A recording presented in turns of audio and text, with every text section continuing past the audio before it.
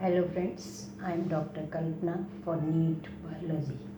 The topic I am taking today is biodiversity. Bio means living, diversity means different forms, different varieties. तो biodiversity जो biological diversity की definition कैसे होगी? Variety and variability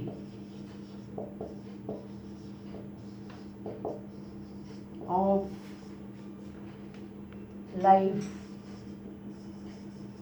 on earth के ऊपर life की कितनी वेराइटीज या वेरिएबिलिटी है उसको हम बायोडाइवर्सिटी या बायोलॉजिकल डाइवर्सिटी कहते हैं। अब ये मेजर है किसका? वेरिएशन किस किस में? एक तो तीन इसमें ये मेन होते हैं। एक तो जेनेटिक मेजर है, जेनेटिक डाइवर्सिटी होगी। जेनेटिक डाइवर्सिटी में हम क्या देखते हैं कि एक ही स्पीसीज के में डिफरेंट फॉर्म्स होते हैं, डिफरेंट स्ट्रेन्स होते हैं या डिफरेंट वैरायटीज़ होते हैं। जैसे मैंगोज़ में हमें बहुत सारे वैरायटीज़ मिलती हैं, राइस में हमें बहुत सारी वैरायटीज़ मिलती हैं। और इसमें एक मेडिसिनल प्लांट है रोवल्फिया,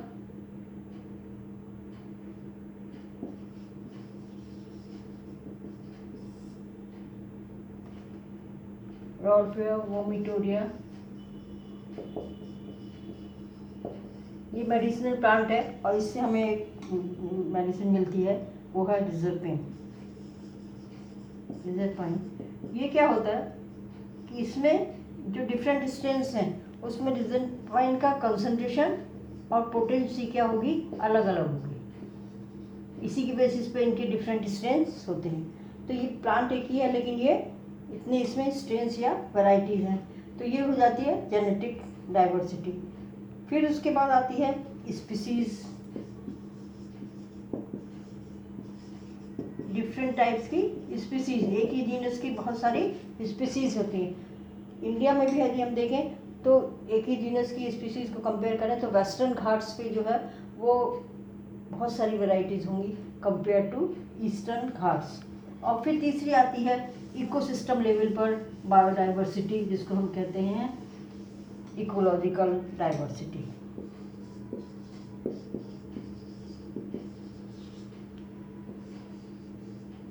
इकोलॉजिकल डाइवर्सिटी का मतलब इकोसिस्टम लेवल पर।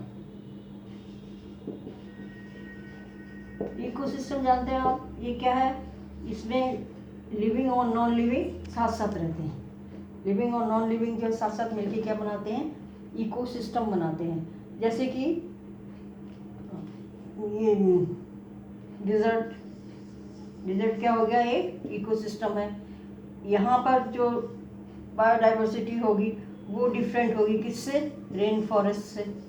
यहाँ पे क्लाइमेट दूसरी होती है, बारिश भी यहाँ ज़्यादा होती है, तो यहाँ पर डाइवर्सिटी अलग होंगी। फिर मैंग्रोव्स क्या होते हैं? समुद्र के किनारे जो श्रब और ट्रीज होते हैं जो कि ज़्यादा सॉल्टी वाटर है, सॉल्ट में ग्रो करते हैं, वो मैंग्रोव्स कहलाते हैं। फिर कोरल रीफ्स ये अंडर वाटर ऑर्गेनिज्म हैं इनमें। फिर उसके बाद जो है एल्पाइन मीडोज। एल्पाइन कौन सा एरिया होता है? मीडोज का ग्रासलैंड और स्नो, ट्री लाइन और स्नो लाइन के बीच का। जैसे जैसे हम इक्वेटर से पोल्स की तरफ जाते हैं तो पोल्स पे क्या होता है? स्नो होती है, लेकिन उससे पहले और जहाँ पर ट्री लाइन ख़त्म होती है वहाँ के बीच का एरिया को अल्पाइन मीडोज कहलाते हैं। ये होते हैं। इसमें क्यों होता है? क्लाइमेट की वजह से। जैसे मान लीजिए इंडिया का यदि हम देखें इकोलॉजिकल डाइवर्सिटी, वो ज़्यादा है, उसमें ज़्यादा वेराइटीज़ हैं compare to Scandinavian country like Norway. क्यों? क्योंकि वहाँ पर टेम्परेचर वगैरह का क्लाइमेट क्या है? अलग है, और हमारी क्लाइमेट अलग है। अब ये डाइवर्सिटी बनने में क्या होता है? मिलियंस ऑफ ईयर्स लग जाते हैं। इतनी सारी स्पीसीज डेवलप होने में क्या होगा?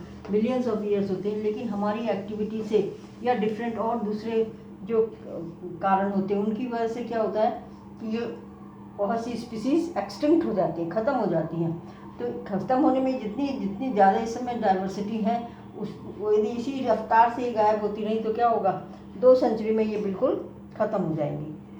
तो अब इसीलिए इनको क्या किया जाता है, कंजर्व किया जाता है। कंजर्वेशन ऑफ बायोडाइवर्सिटी बहुत इम्पॉर्टेंट होता है। अब हम एक्चुअली में है क्या स्पीसीज डाइवर्सिटी ऑन अर्थ। अर्थ पर कितनी तरह की वैरायटीज हैं?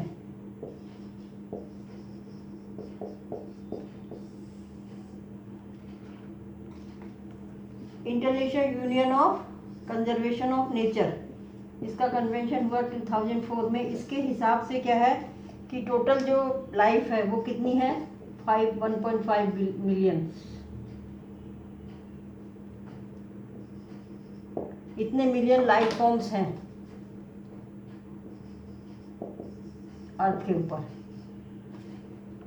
और जो रॉबर्ट मे ने जो एस्टिमेट लगाया उसके हिसाब से कितनी लाइफ फॉर्म है, 7 मिलियन। ये क्वेश्चन आया है 2020 में नीट में। According to Robert May, how many life forms are there on earth, 7 million के लगभग, ऑलमोस्ट। और दूसरी चीज़ इसमें यदि हम देखते हैं तो हम एनिमल्स का केस यदि हम लें टोटल अर्थ पर, तो टोटल लाइफ फॉर्म में से क्या है, 70% तो क्या है, एनिमल्स हैं। और इस एनिमल्स का भी 70% क्या है, इंसेक्ट्स। मतलब सबसे ज़्यादा क्या है, इंसेक्ट सबसे ज़्यादा है। और वर्टिब्रेट्स की यदि हम बात करें तो सबसे ज़्यादा क्या है, फिशेस। सबसे ज़्यादा वैरायटीज़ किसकी हैं, फिशेस की हैं। ये तो हो गया एनिमल्स का। और प्लांट्स की यदि करते हैं हम बात, तो लगभग जो टोटल लाइफ फॉर्म्स का लगभग 22% प्लांट्स हैं।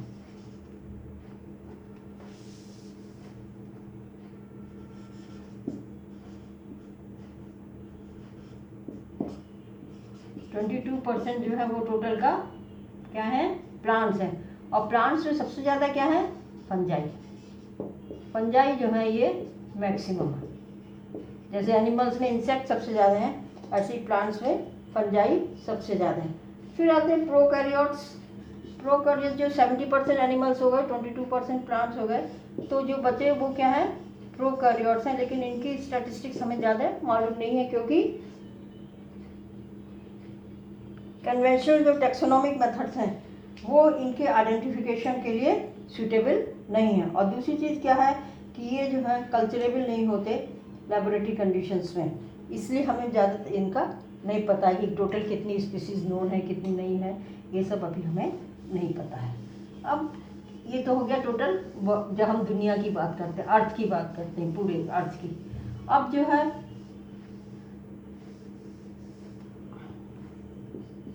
Biodiversity in India. इंडिया में कितनी तरह की, कहाँ पर किस तरह की, इसमें देखा गया है कि पूरे वर्ल्ड की 8.1% स्पीसीज वो कहाँ है, इंडिया में। टोटल की 8.1% जो है वो स्पीसीज इंडिया में है। जबकि लैंड एरिया के हिसाब से यदि हम देखें तो इंडिया जो है वर्ल्ड का केवल 2.4% है। इसका मतलब क्या हो गया कि काफ़ी वैरायटीज हमारे यहाँ हैं। इसीलिए ये जो है टॉप 12 जो मेगा डाइवर्सिटी कंट्रीज हैं उसमें आता है, उसमें इंडिया आता है। रिचनेस के हिसाब से टॉप 12 है उसमें इंडिया आता है। और नियरली 45,000 तो प्लांट स्पीसीज हैं और लगभग 90,000 जो है वो एनिमल स्पीसीज इंडिया में पाई जाती हैं। इतनी सारी स्पीसीज होने के बावजूद भी अभी क्या है कि 22% जो है टोटल डाइवर्सिटी की प्लांट्स और एनिमल्स के, ये अभी हमें डिस्कवर हुए हैं केवल। तो जो अनडिस्कवर्ड है वो ज़्यादा हैं, और जो अनडिस्कवर्ड है उसमें से भी क्या हो सकता है, बहुत से एक्सटिंक्ट हो सकते हैं। एक्सटिंक्ट होना माने गायब हो सकते हैं, एंडेंजर्ड स्पीसीज हैं, जो धीरे धीरे गायब होती जा रही हैं। तो ये जो है इसका मतलब क्या हो गया कि बहुत सी तो स्पीसीज ऐसी होंगी जिनको हम डिस्कवर कर लेंगे, उससे पहले ही क्या होगा, वो एक्सटिंक्ट हो जाएंगी।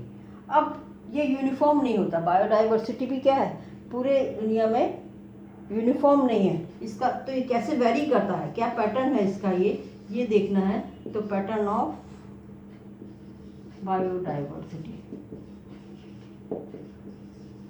कहाँ पर बायोडाइवर्सिटी ज़्यादा होती है, मतलब कहाँ पे प्लांट्स और एनिमल्स की स्पीसीज ज़्यादा होती हैं, डिफरेंट वेराइटीज़ होती हैं, बहुत ज़्यादा होती हैं कंपेयर टू अदर एरिया। इसका क्या है, तो ये देखा गया कि ये डिस्ट्रीब्यूशन जो है ये यूनिफॉर्म नहीं है थ्रू आउट द वर्ल्ड, लेकिन कुछ वेरिएशंस होते हैं। तो सबसे पहला तो इसमें हम जो वेरिएशन देखते हैं वो है लैटिट्यूडनल।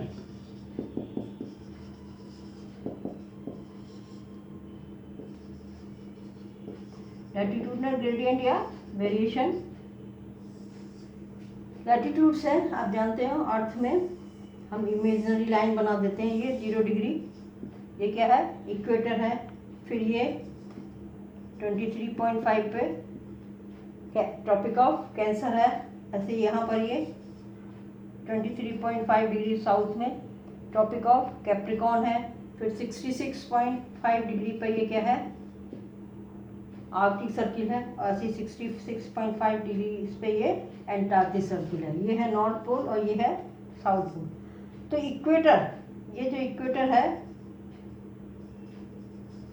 और उससे लेके ये ट्रॉपिक ऑफ कैंसर और कैप्रिकॉर्न, इसके बीच की ये एरिया, ये जो एरिया है ये क्या कहलाता है, ट्रॉपिकल एरिया। इसी तरह से इसके और इसके बीच की जो ये क्या है, टेम्परेट एरिया, नॉर्थ में भी और ये साउथ में भी। और फिर ये है पोलर, नॉर्थ पोल का हुआ और ये साउथ पोल का।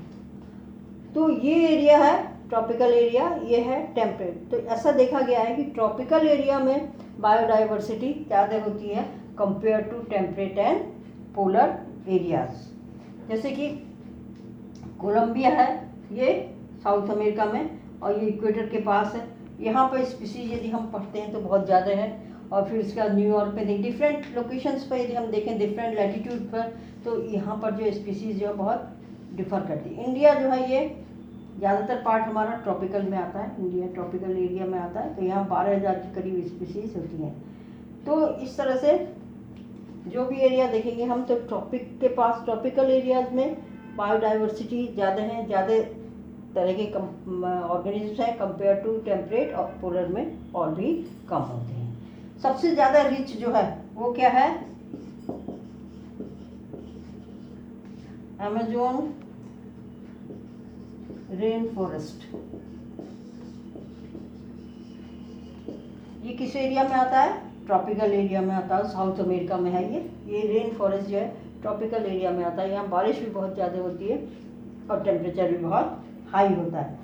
यहाँ पे सबसे ज़्यादा स्पीसीज प्लांट्स की, सबसे ज़्यादा स्पीसीज बर्ड्स की, सबसे मैमल्स की, एम्फीबियन, रेप्टाइल, इनवर्टिब्रेट्स, किसी की भी ले लो आप, सबसे ज़्यादा कहाँ मिलती हैं, ये मैक्सिमम बायोडाइवर्सिटी का एरिया है, मैक्सिमम बायोडाइवर्सिटी।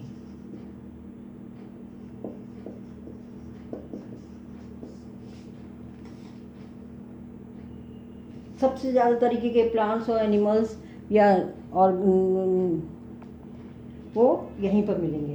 तो यदि हम इसकी स्टडी करते हैं तो देखा गया है इसमें कि यहाँ पर 40,000 स्पीसीज तो किसकी हैं, प्लांट्स की हैं। फिर 3,000 ये स्पीसीज हैं फिशेस की, 1,300 है बर्ड्स। इसी तरह से हर एक के ये जो स्पीसीज हैं ये अमेज़न रेन फॉरेस्ट में सबसे ज़्यादा हैं। और इंसेक्ट्स की तो 2 मिलियन स्पीसीज है।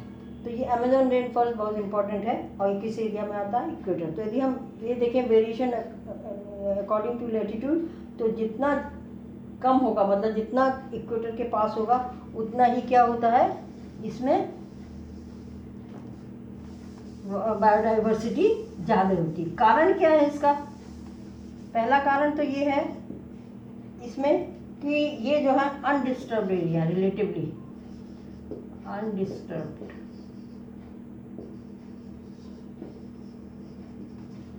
ये जो एरिया है ये अनडिस्टर्ब है, क्योंकि टेम्परेट और पोलर रीजन में क्या आते हैं? ग्लेशियर्स आते हैं। ग्लेशियर आने से क्या होता है, वहाँ पे जो ऑर्गेनिज्म है वो दब जाते हैं और फिर ग्रो नहीं कर पाते। ऐसा कुछ यहाँ पर नहीं होता है ट्रॉपिकल रीजन में, तो इसलिए ये अनडिस्टर्ब है कंपेरेटिवली। फिर यहाँ पर क्या है, ये जो यहाँ पर एनवायरनमेंट है वो लेस सीजनल है, मतलब लगभग यूनिफॉर्म चलता है compare to temperate and polar region. यहाँ पर जो एनवायरनमेंट है वो बदलता रहता है, बहुत ज़्यादा ठंडा पड़ेगा, बहुत ज़्यादा हर समय सीजन जो है वो चेंज होता रहता है, और इसमें क्या रहता है, लेस सीजनल है। इसीलिए जो यहाँ वैराइटीज़ हैं उनमें क्या होता है, एक टर्म हम यूज़ करते हैं नीचे, स्पेशलिज्म।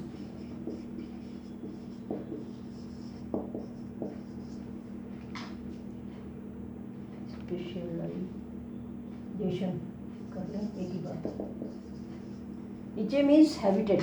यहाँ पे ट्रॉपिकल रीजन में जो ऑर्गेनिज्म हैं, प्लांट्स या एनिमल्स हैं, वो अपने हैबिटेट से आराम से अडेप्टेड होते हैं बाय नेचुरल सिलेक्शन। उनमें नेचुरल सिलेक्शन से ही अपने हैबिटेट में अडेप्ट करने की क्षमता ज़्यादा होती है। नीचे जो हैबिटेट है उसके लिए स्पेशलाइज हो जाते हैं अपने आप ही, नेचुरल सिलेक्शन। और तीसरी सबसे इम्पोर्टेंट चीज़ क्या है कि सोलर रेडिएशन जो होते हैं वो क्या होते हैं, यहाँ पर ज़्यादा होते हैं, मोर सोलर एनर्जी। इक्वेटर पे क्या होता है, सन की रेज डायरेक्ट पड़ती है, तो यहाँ पर क्या होती है, सोलर एनर्जी ज़्यादा होती है। इक्वेटर के पास ट्रॉपिकल एरिया में ज़्यादा होगी। ज़्यादा सोलर एनर्जी होगी तो क्या होगी, प्रोडक्टिविटी ज़्यादा होगी, ग्रीन प्लांट्स क्या होंगे, ज़्यादा होंगे। ग्रीन प्लांट ज़्यादा होंगे तो फिर हर्बीवोर्स, फिर कार्निवोर्स जो भी उन पर डिपेंड है वो सब क्या होंगे, वो ज़्यादा होंगे। तो इसी तरह से डाइवर्सिटी क्या होगी, ज़्यादा हो जाएगी। तो ये 3 कारण हैं जिसकी वजह से ट्रॉपिकल एरिया में बायोडाइवर्सिटी ज़्यादा है compare to temperate and polar areas. तो ये तो हो गया पैटर्न ऑफ डाइवर्सिटी का मतलब कि ये लैटिट्यूडनल वेरिएशन, लैटिट्यूड के हिसाब से किस तरह वेरीज करते हैं। अब स्पीसीज और एरिया, स्पीसीज रिचनेस, कितनी ज़्यादा बायोडाइवर्सिटी है किसी एरिया में, उसको कैसे स्टडी करते हैं, ये एक रिलेशनशिप है।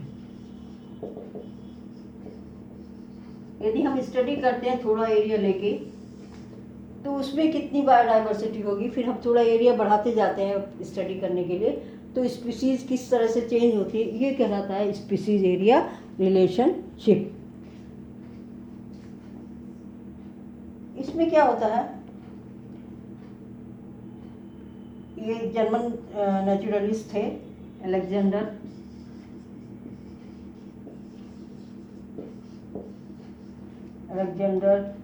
Von Humboldt.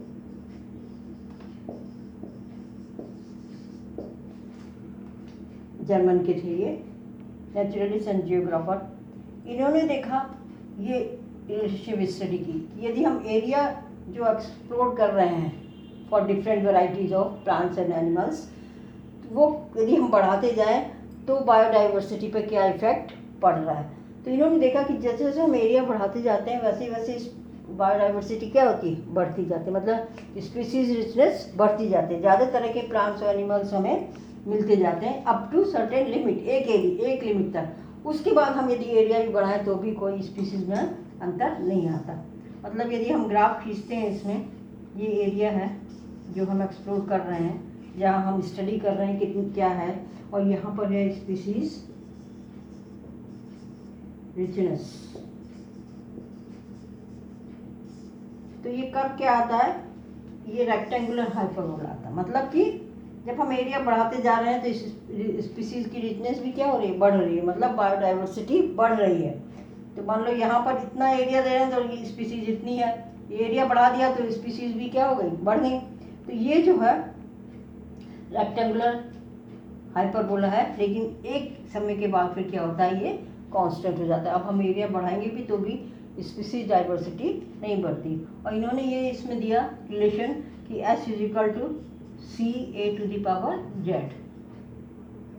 मतलब स्पीसीज रिचनेस जो है वो एरिया के प्रोपोर्शनल होती है, और इन्होंने ये दिया। इसमें क्या है, अब हमें इसमें तो ये आ गया कैसा, रेक्टेंगुलर हाइपरबोला, मतलब पहले ये बढ़ता जा रहा है, हालांकि बढ़ने की रेट क्या हो रही है, धीरे धीरे कम होता है। शुरू में तो एरिया बढ़ाएंगे तो हम बहुत तेज़ी से बायोडाइवर्सिटी बढ़ती है, लेकिन बाद में एरिया बढ़ाएंगे तो ये बायोडाइवर्सिटी उतनी तेज़ी से नहीं बढ़ेगी, और फिर अंत में जाके ये कांस्टेंट हो जाती है। ये रिलेशन दिया। और यदि हम इसको लॉग करते हैं, log S = क्या हो जाएगा, log C + Z log A। यदि log में हम log S और log A में यदि ग्राफ खींचेंगे तो ये क्या आता है, ये स्ट्रेट लाइन आता है, मतलब एरिया के साथ साथ स्पीसीज रिचनेस भी, बायोडाइवर्सिटी भी क्या होगी, ये बढ़ती जाती है। ये log टू log स्केल है। यदि log की खींचेंगे तो ग्राफ ये आता है, इसका मतलब ये एरिया के साथ साथ ये बढ़ता जाएगा। यहाँ पर क्या है, ये S क्या है, S है स्पीसीज रिचनेस,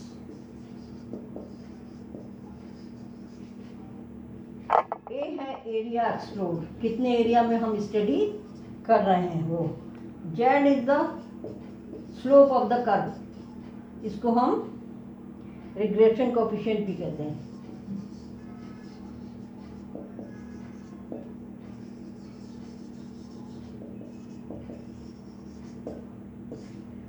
और C जो है ये है Y इंटरसेप्ट।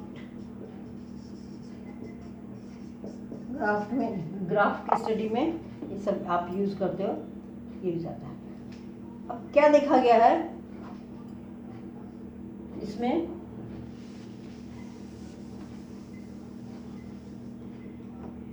कि Z की वैल्यू जो होती है ये 0.1 से 0.2 के बीच में होती है। किसी भी कहीं भी किसी भी कॉन्टिनेंट में आप चले जाओ और किसी भी ऑरेंज के लिए करो तो ये Z की वैल्यू क्या आती है, Z ये है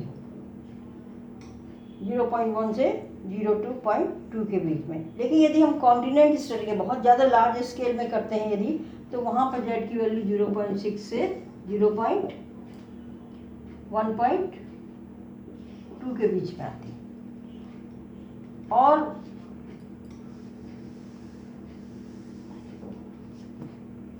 जैसे कि ट्रॉपिकल फॉरेस्ट है डिफरेंट कंटिनेंट्स के लिए, वहाँ पर ये ट्रॉपिकल वाले रीजन में Z की वैल्यू और भी ज़्यादा हो जाती है। माने Z की वैल्यू ज़्यादा होने का मतलब क्या हो गया, स्लोप ज़्यादा है। स्लोप का मतलब ये कर्व इस तरह ना होकर क्या हो जाएगा, इस तरह हो जाएगा। ये कर्व यहाँ से यहाँ ऐसे चला गया, इसका मतलब क्या हो गया, सेम एरिया के लिए S की वैल्यू क्या होगी, बढ़ गई। मान लीजिए ये कर्व यहाँ आ जाता है, इसका कर्व ये ग्राफ ऐसे आ गया, तो क्या हो गया, सेम एरिया के लिए यहाँ पर रिचनेस कितनी थी, इतनी, और इसी एरिया के लिए यहाँ रिचनेस कितनी हो गई, बढ़ गई। तो Z यदि बढ़ जाएगा इसका मतलब क्या हो गया, स्पीसीज रिचनेस बढ़ जाएगी, मतलब बायोडाइवर्सिटी बढ़ जाएगी। तो स्लोप ज़्यादा तो इसका मतलब बायोडाइवर्सिटी ज़्यादा है। ट्रॉपिकल फॉरेस्ट वगैरह है, यहाँ पर इसकी वैल्यू जो है 1.15 तक पाई जाती है। तो ये तो खैर डिफरेंट एरियाज में है कि कहाँ पर कितनी होगी। इस तरह से ये रिचनेस, स्पीसीज रिचनेस या बायोडाइवर्सिटी चेंज होती है। ये रिलेशन इन्होंने बताया था, इसमें Z जो है ये कोफिशिएंट है। तो इस तरह से ये बायोडाइवर्सिटी स्टडी की गई है। इसके बाद ये वीडियो आगे, इसमें बायोडाइवर्सिटी में भी और टॉपिक्स भी हैं, उनको हम दूसरे वीडियो में लेंगे। अच्छा लगा हो तो लाइक करिए, शेयर करिए।